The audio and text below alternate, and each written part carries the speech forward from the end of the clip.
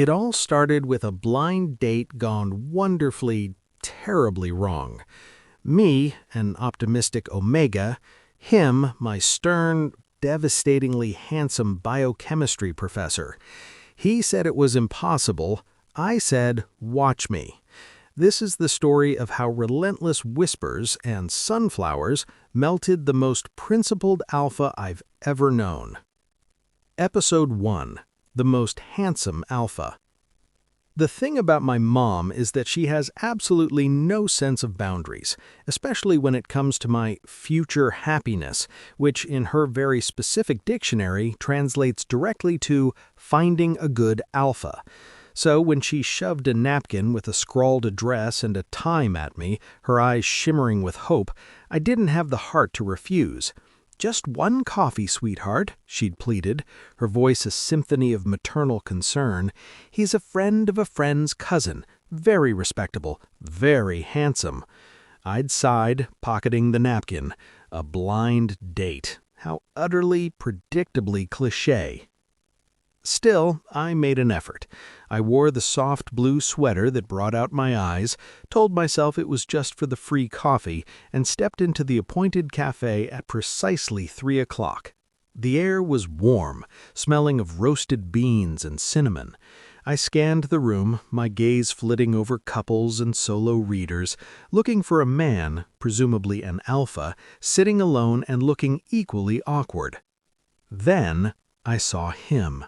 My heart didn't just sink, it plunged into the icy depths of the Mariana Trench, imploded, and washed up as a fossilized relic of my former dignity.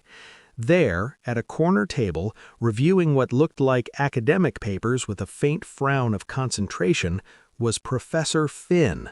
Professor Lee. My Professor Lee, the stern, brilliant, devastatingly articulate alpha who taught my advanced biochemical principles lecture every Tuesday and Thursday.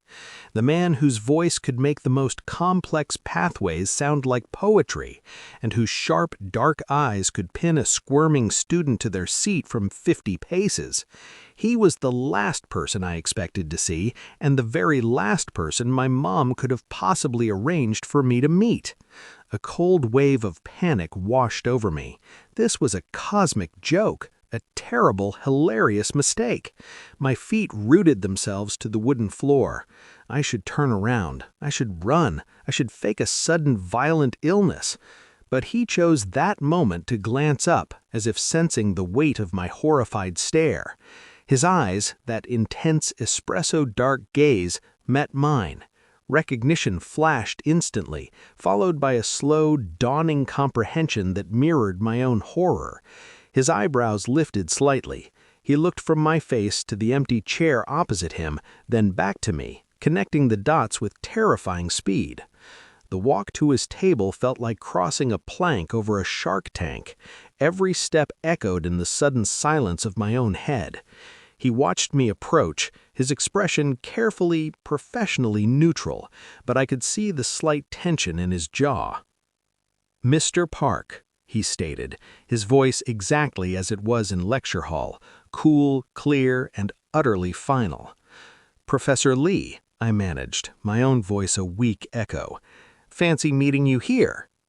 "I was under the impression I was meeting someone named John," he said, glancing at his watch, a precise, elegant motion.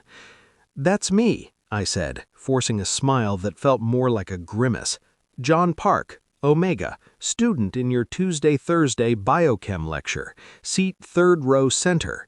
The words tumbled out, a desperate, stupid recitation of facts. A beat of heavy silence passed. He closed the folder in front of him with a definitive snap. "I see," he said. Then he stood, gathering his coat from the back of his chair. The movement was fluid, powerful, all alpha grace. "This is a significant error of judgment, on both of our parts, it seems. I do not date students, Mr. Park. It is ethically impermissible and against university policy." The rejection was swift, clinical, and exactly what I should have anticipated. A hot flush of shame crawled up my neck. He was right, of course. This was inappropriate, foolish. My mom's well-meaning nonsense had put us both in a wildly uncomfortable position. He was leaving. The date, such as it was over before it had begun. I should have nodded, apologized, and slunk away with the tattered remains of my pride.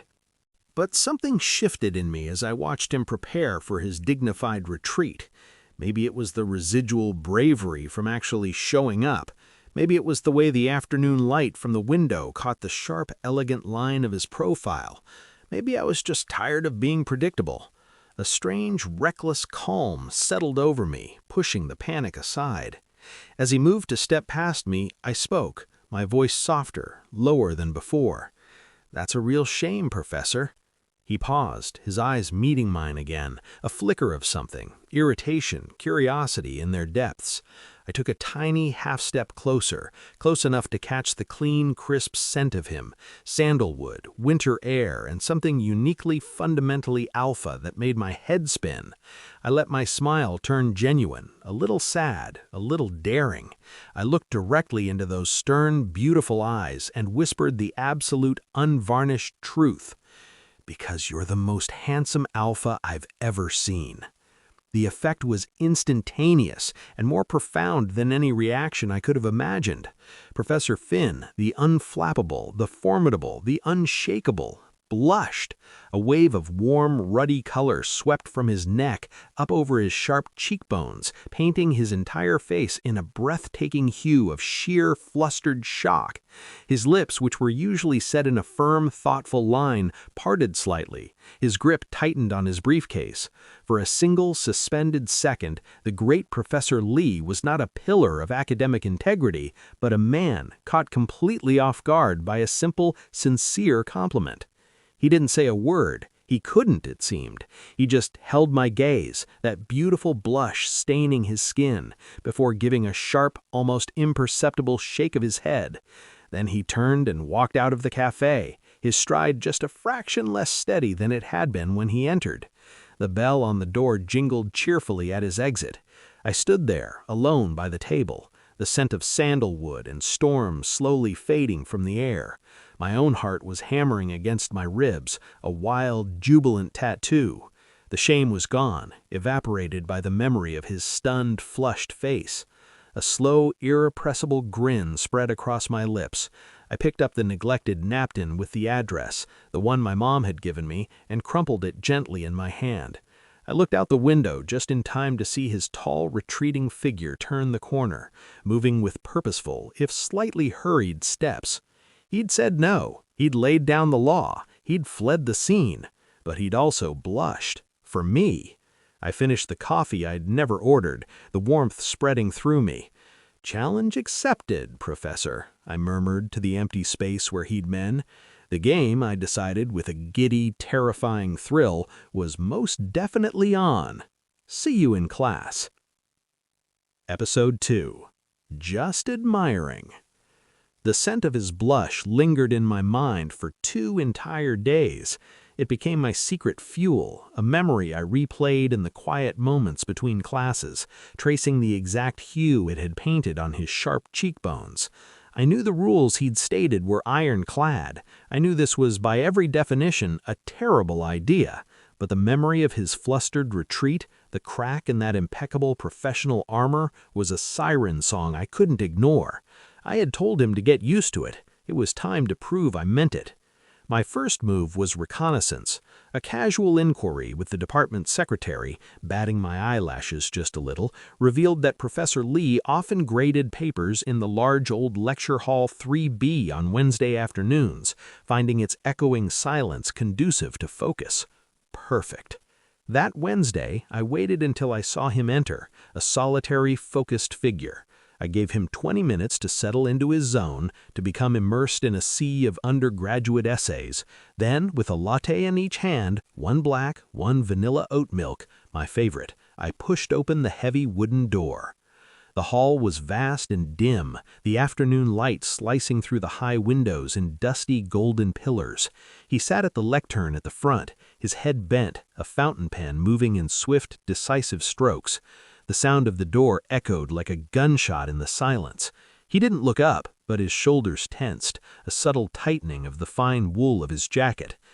My footsteps were the only sound as I walked down the sloped aisle, a journey that felt miles long. His scent reached me first, that clean, storm-charged sandalwood, now mingled with the faint, sharp aroma of ink. I stopped beside the lectern, placing the vanilla oat milk latte carefully next to his open folder, just within his peripheral vision. "Fancy meeting you here," I murmured, my voice barely a whisper in the cavernous room. His pen froze mid-sentence. He finally lifted his gaze, and those dark eyes were a tempest of disapproval and something else, something wary. "Mr. Park, this is highly inappropriate." His tone was the one he used for plagiarized papers, final and faintly disappointed. The disappointment stung, but I leaned a fraction closer, the sleeve of my sweater whispering against the polished wood of the lectern. "Is it?" I breathed, tilting my head. I let my voice drop even lower, a secret just for him in the empty space. "I'm just a student, admiring his professor's dedication. You're here, working so hard, it seemed only right to bring a small tribute." His eyes held mine, and I saw his throat work as he swallowed. His gaze flickered to the cup, then back to my face. The blush was threatening again, a faint pink tinge at the very tips of his ears. He was fighting it, and the battle was glorious to witness. "You shouldn't have," he stated, but it lacked its previous force. "It's just coffee, Professor," I whispered, smiling. "The vanilla oat milk is for me. I assumed you took yours black. Was I right?" I had in fact spent 10 minutes agonizing over that very question with the barista. His slight involuntary twitch told me I'd guessed correctly. It was a tiny victory, sweet as the latte in my hand. He didn't answer. He just stared at me, a profound, bewildered conflict warring in his expression. The air between us grew thick, charged with all the things he'd declared impermissible. I could feel the warmth of him, see the quickened pulse at the base of his neck. For a dizzying moment, I thought he might say something else, something real. Instead, he looked back down at his papers, his jaw tight. "I have work to do." The dismissal was clear, but it was softer now, worn at the edges. I nodded, taking a slow step backward. "Of course. Don't work too hard." I turned and walked back up the aisle, every nerve in my body hyper-aware of his gaze on my retreating back. I could feel it, a physical weight, a hot brand between my shoulder blades. I didn't look back. I pushed through the door and stepped into the bright, normal hallway, leaning against the cool wall once I was out of sight. My heart was a wild bird in my chest. I'd done it. I'd breached the perimeter. And on the cup I'd left behind, I hadn't just written my name. I'd drawn a tiny, silly sunflower beneath it, a little spot of persistent, sun-seeking yellow on the white cardboard. The real victory came an hour later. Curiosity drove me back, a ghost passing the door to Hall 3B. I peered through the small reinforced window. He was still there. The papers were stacked neatly to one side, and in his hand, held carefully as if it were a fragile artifact, was the coffee cup. He wasn't drinking from it. He was just looking at it. His thumb traced the edge of the lid, then brushed slowly, thoughtfully over the little sunflower I'd drawn. A slow, triumphant smile spread across my cheeks so wide it hurt my cheeks. He hadn't thrown it away. He was holding on to it, studying my silly drawing, probably while his perfectly prepared black coffee went cold. He'd said my presence was inappropriate. He'd told me to leave, but he'd kept my cup. The game was not just on. The first wall had begun to melt. I floated to my next class, my head full of sunflowers and the image of his strong, careful hands cradling something I had given him. Tomorrow was Thursday, lecture day. I couldn't wait to see if he'd look at me from behind his lectern, and what, if anything, his stormy eyes would now say. Episode 3. Unprecedented Persistence. The image of him holding that cup became my touchstone. It rewired my understanding of the man behind the podium. Professor Finn wasn't an immovable object. He was a fortress with a single hairline crack in its foundation, and I, foolish, besotted Omega that I was, had become a persistent, sun-seeking vine, determined to grow into that tiny space. Our Tuesday-Thursday lecture was no longer just a biochemistry requirement. It was the main event.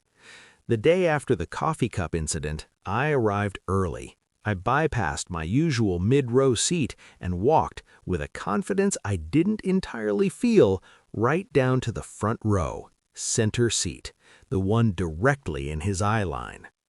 The room filled around me. When he entered, his focus was on his notes, his posture the same picture of academic rigor. But as he set his materials down and looked up to begin, his gaze swept the room and snagged on me. He didn't startle, he didn't blush, but there was a momentary, profound stillness in him, a single missed beat in his professional rhythm.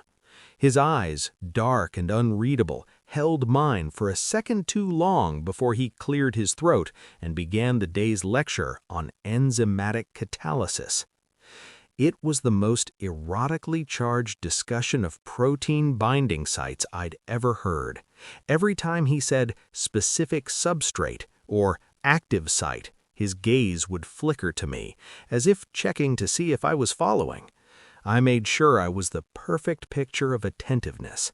I nodded at the complex parts. I smiled at his dry witticisms. I let my pen hover thoughtfully over my notebook. I was a student, completely enraptured by the material. Nothing inappropriate about that. When the hour ended, I didn't pack up quickly. I let the crowd disperse, taking my time. As the last students trickled out, I approached the podium where he was carefully shutting down his laptop. The air between us felt charged, like the moment before a summer thunderstorm. "A question, Professor?" I asked, my voice soft. He didn't look up. "Make it quick, Mr. Park. I have office hours." "It's about allosteric inhibition," I said, leaning my hip against the edge of the podium, well within his personal space.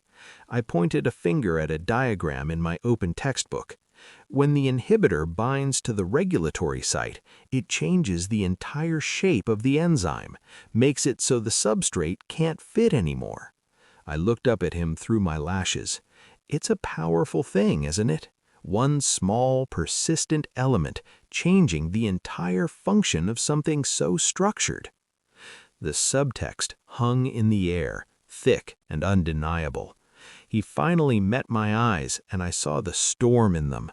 Irritation, yes, but beneath it, a thrilling, turbulent fascination.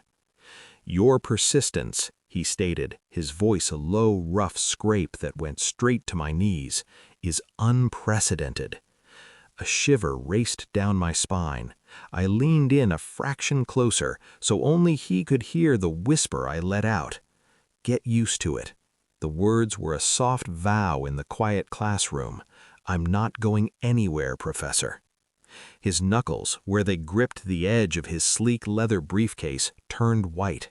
His scent, that intoxicating sandalwood and storm, spiked sharply, filling the space between us with raw alpha intensity.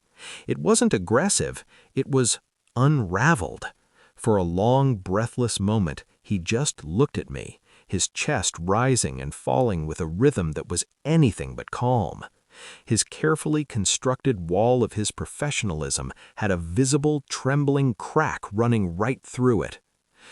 "Please," he said finally, the word torn from him, but it didn't sound like a command. It sounded strained, helpless.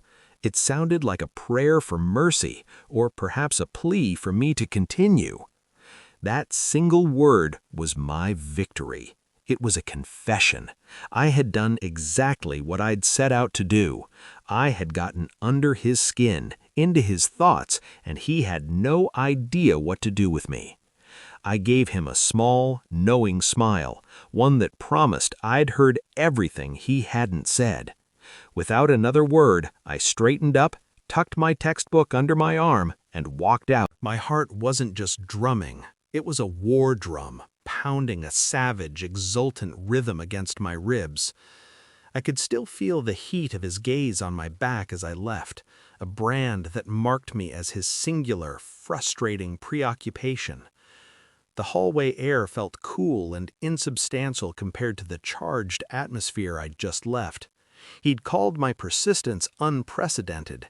He'd asked me in that broken, beautiful voice to please. But he hadn't told me to stop, not really. And he hadn't moved away from me. He'd stood there, locked in our little bubble of tension, until I chose to break it. A giddy, dangerous power sang in my blood. The chase was thrilling, but this felt like the beginning of a dance, and I was starting to learn his steps. Next time, I wouldn't just bring coffee or ask theoretical questions. Next time, I would leave him something he couldn't ignore, something that spoke of sunlight and stubborn devotion right on his own desk. He thought my persistence was unprecedented. He hadn't seen anything yet. Episode 4, You Bring the Light. The word please echoed in the chambers of my heart for days. It was a melody more captivating than any love song, a secret I carried with me, warm and alive. He hadn't pushed me away, he'd implored. It changed everything. The game of pursuit shifted into something more delicate, more intentional. I wasn't just trying to catch his attention, I was trying to speak to him in a language his carefully guarded heart might understand. The idea came to me during a mind-numbing literature class, my gaze drifting to the sun blazing outside the window.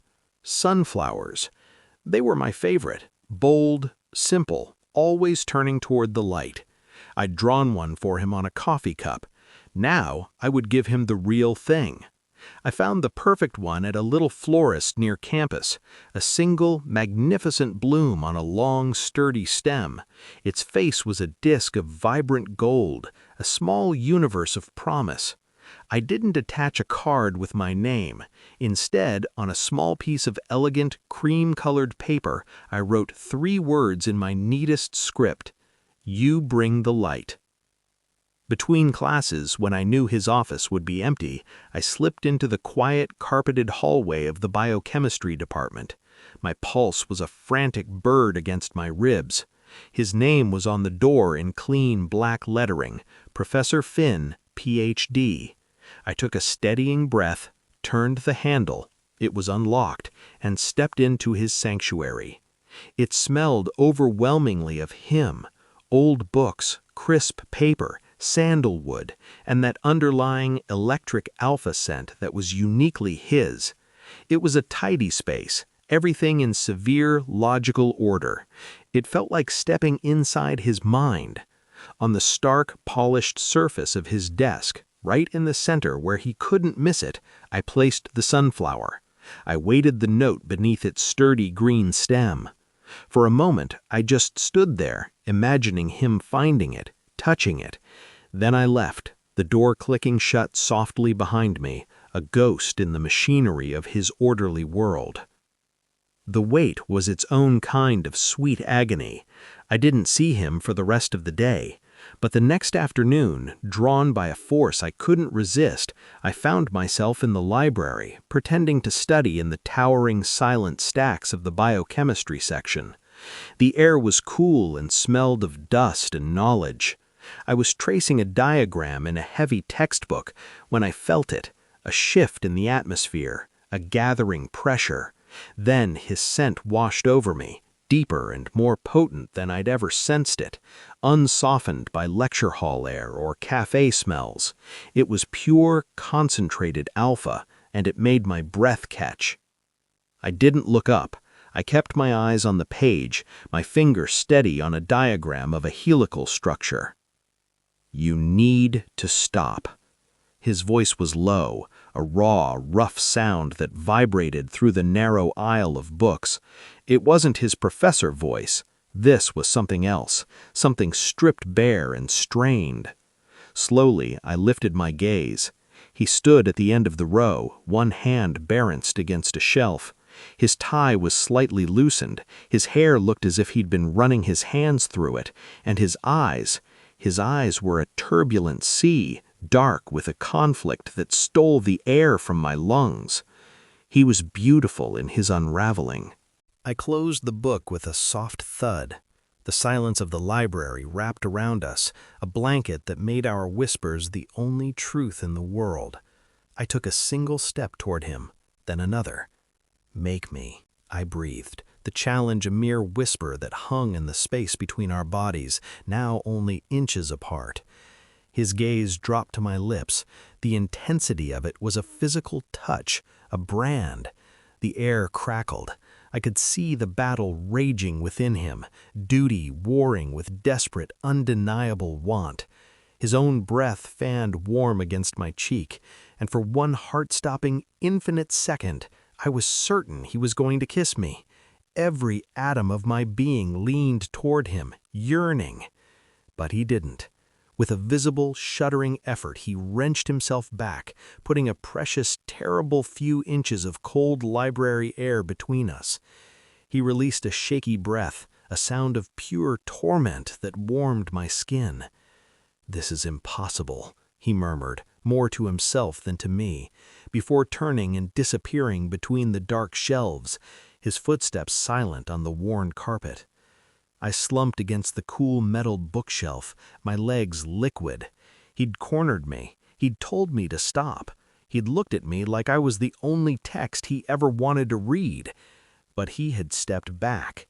He was fighting this, fighting us with everything he had. Yet he'd come to find me. He'd sought me out in the silent library to tell me to stop, his voice trembling with everything but conviction. I touched my lips where his gaze had burned. The victory was bittersweet, aching. He was so close to breaking, yet his honor held him like iron chains. I needed a different key. I couldn't just be a persistent student or a bearer of gifts in the shadows. I needed to meet him not where he was the professor, but where he was just a man. I needed to find neutral ground where his rules didn't apply and see if the man who blushed at a compliment and kept a sunflower would look at me then. The annual University Fall Festival was this weekend. It was public, it was neutral, it was perfect. He'd told me it was impossible. I was just getting started. Episode 5. Completely Melted. The University Fall Festival was a riot of noise and color, a world away from the silent libraries and solemn lecture halls that defined our dance. I moved through the crowd under the twinkling string lights, the scents of caramel apples and wood smoke clinging to the cool evening air. I wasn't sure he'd come. This was so far outside the structured domain of his life, but I had to try. And then I saw him. He stood near the old sprawling oak tree at the edge of the green, slightly apart from the festivities, a still, dark figure in his elegant coat. He wasn't looking at the booths or the lights. He was looking for someone. For me. Our eyes met across the distance, and the hum of the crowd faded into a silent buzz. This was different. Here he wasn't Professor Lee. He was just Finn. A man who had followed a thread of impossible longing to a public park. I walked to him, the world narrowing to the path between us. He didn't move, just watched me approach, his expression unreadable, but his eyes blazing with that now familiar turbulent storm. When I stopped before him, the sounds of laughter and music felt like they were behind a pane of glass. "You came," I whispered. "Enough," he said. But the word was a soft, broken thing, stripped of all its former authority. It was a surrender.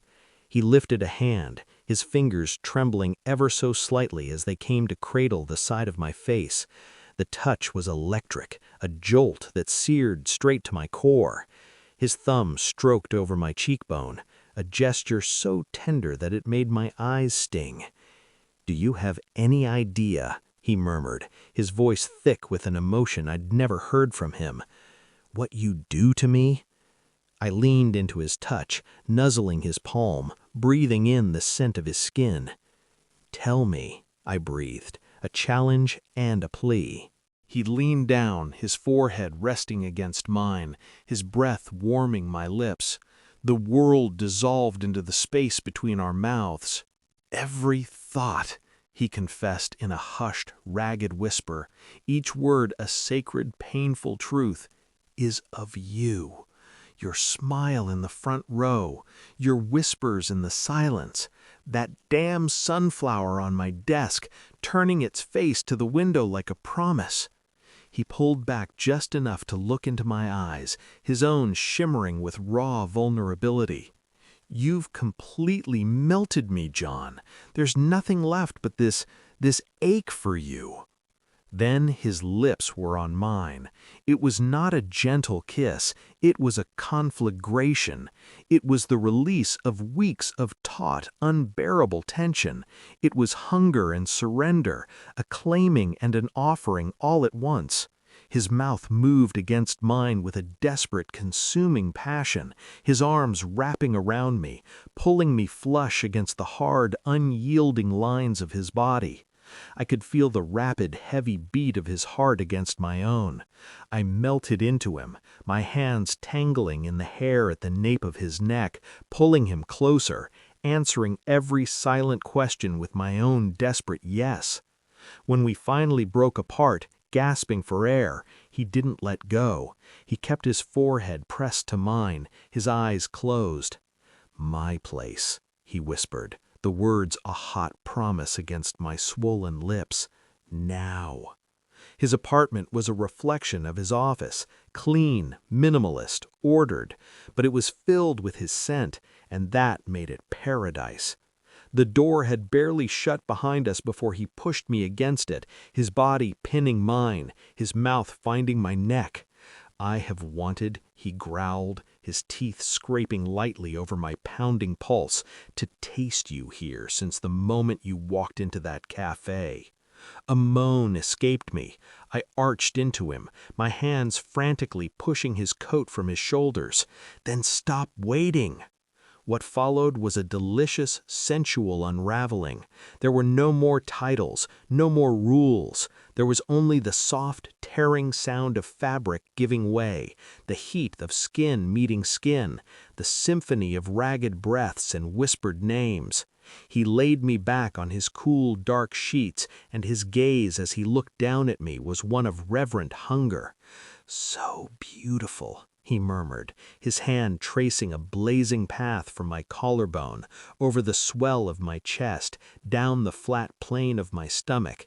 My persistent, beautiful Omega. His touch was everywhere, skilled, demanding, worshipful.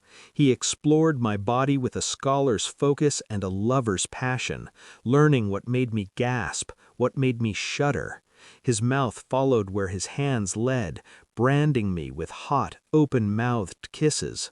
The world narrowed to the slide of his skin against mine, the scrape of his teeth, the low alpha rumble of pleasure in his chest that vibrated through me. When he finally, slowly joined our bodies, it was with a look of such profound wonder that it stole the breath from my lungs. He moved with a deep, relentless rhythm that built a coil of exquisite tension in my core. His whispers were a continuous stream against my skin, in my ear. You feel like coming home," he breathed, his voice strained with the effort of his control. "I'm yours, John, only yours." The pleasure crested, a wave that shattered me, and I cried out his name, my body convulsing around him. He followed me over the edge with a broken groan, his name a prayer on his lips as he buried his face in the curve of my neck, his entire body trembling with the force of his release. Later, in the tangled sheets, with the moonlight painting silver lines across his bare chest, I lay with my head on his shoulder, my fingers tracing idle patterns over his skin. His arm was a heavy, possessive weight around me. He turned his head, pressing a kiss into my hair. "The blind date," he murmured, his voice husky with sleep and satisfaction. The single best mistake of my life. I smiled against his skin, the truth of it settling deep in my bones, warm and right. The pursuit was over. The ice had not just cracked, it had melted into a river, carrying us both to this destined, perfect shore. We were no longer professor and student.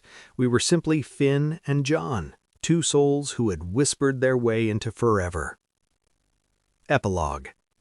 A year later, the sunflower sits in a small vase on his desk at the university, a permanent, sunlit rebellion. My seat in the front row is now officially his favorite view. His mother, who turns out was the friend of a friend's cousin, claims she knew all along. Sometimes when he thinks no one is looking, he'll still blush if I call him handsome, but now I get to kiss that blush away. He was my greatest challenge, and I his most beautiful exception. Our story began with a rejection, but it lives in every whispered "I love you" since. And that, dear listeners, brings us to the end of The Persistent Omega.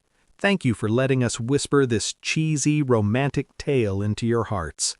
If these episodes of stolen glances and soft-spoken confessions warmed your soul, please follow, rate, and share our podcast. It helps new listeners find their next favorite love story. We have so many more tales of fate, longing, and heart-stopping romance to tell you. Now, we'd love to hear from you. What was your favorite moment? The blushing professor, the library confrontation, or the final melting kiss? Let us know in the comments.